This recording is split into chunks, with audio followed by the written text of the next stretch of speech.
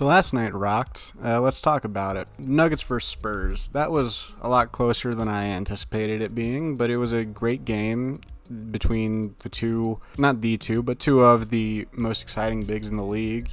One of, the present, if you will.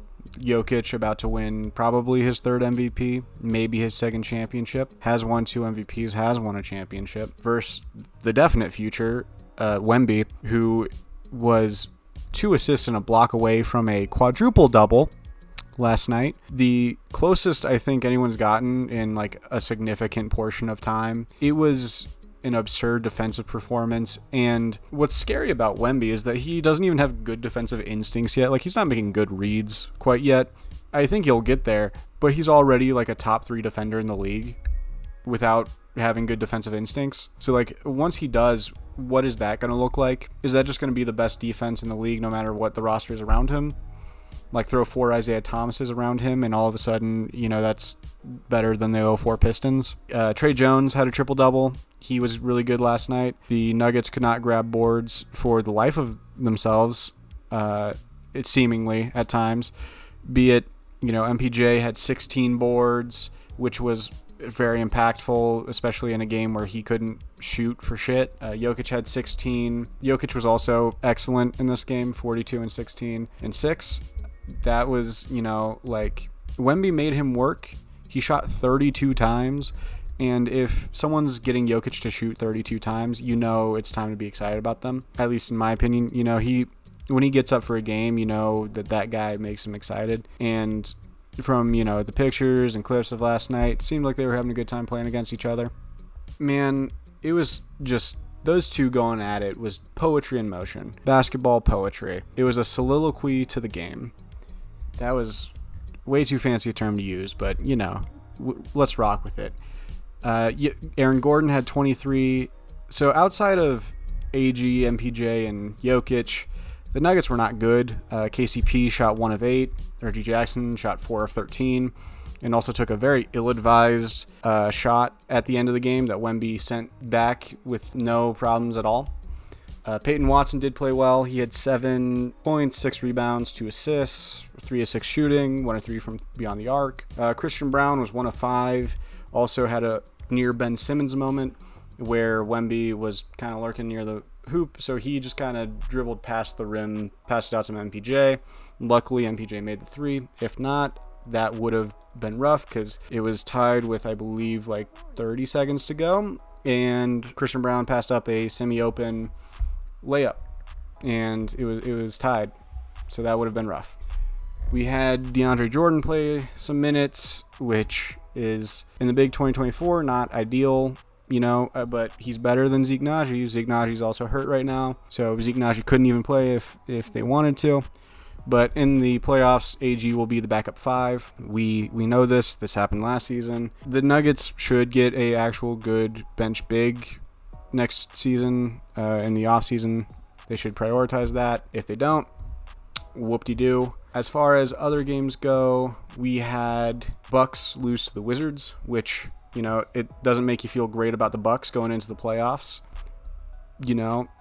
They have not been great since they got Doc Rivers. I believe they're 14 and 13 or something like that since he was hired, and a lot of it just does not seem to be clicking a ton. They haven't been bad as far as net rating goes, but they have just kind of been lackluster, especially like Adrian Griffin. It sounds like behind the scenes was not a pleasure to work with. It was a messy situation from what I can gather, and they didn't have Dame last night, but still it's the Wizards, and the Wizards were without Bilal Coulibaly, Landry Shamet, not great players, but they were missing a couple of guys. You let Denny Avdia have 23, 8, and 5 against you. You let Corey Kispert smoke you for 27. Jared Butler had 17 points in 17 minutes. It was just a very, very poor showing from the Bucks, and it doesn't make me feel good about them going into the playoffs, considering that Dame has really faded this season as far as his efficiency goes, as far as his rim pressure goes. He's been pretty lackluster in general, but those two areas are ones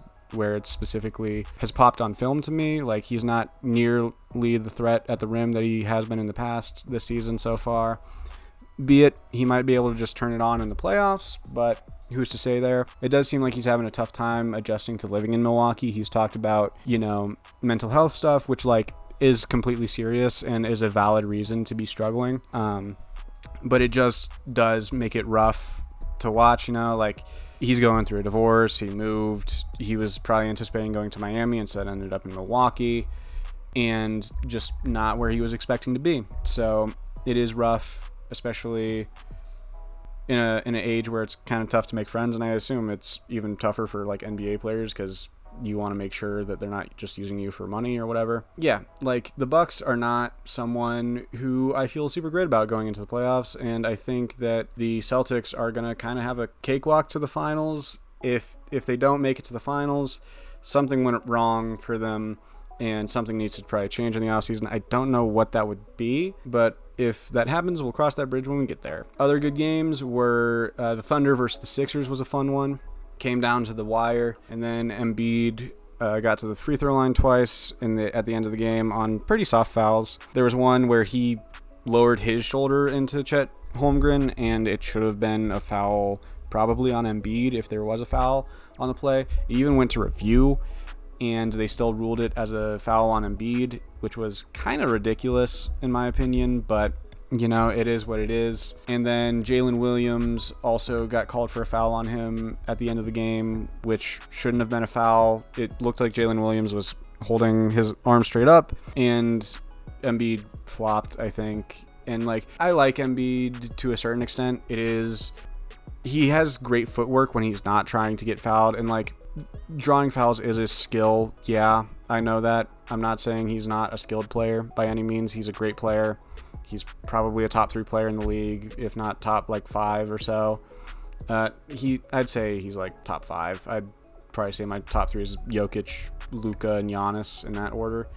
But regardless, you had that all happening, and it was frustrating to watch because it was such a good game up until those fouls, but those fouls really cheapened the experience in my opinion. And I think that kind of just goes for fouls in general, especially when it's foul baiting, weak fouls. I just don't think that it's fun to watch. It's legitimate stuff, I guess, to, it's a legitimate skill, but it is frustrating to watch. He looked good in his return. He looked really good defensively. He got to the line 12 times, knocked down 12 of those things. Wasn't the most efficient, but, 42% is not awful, especially when you're coming back from a meniscus injury. I don't think he's played for 2 months or something like that. It's rough to come back from. So he played well. Kelly Oubre played well. They were without Tyrese Maxey.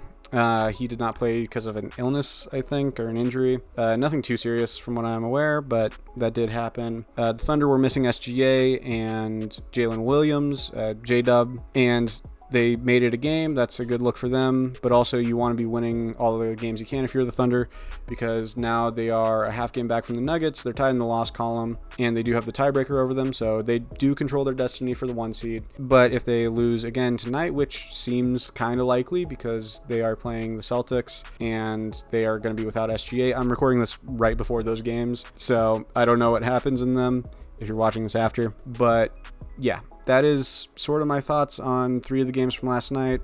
Just wanted to get a quick video out today.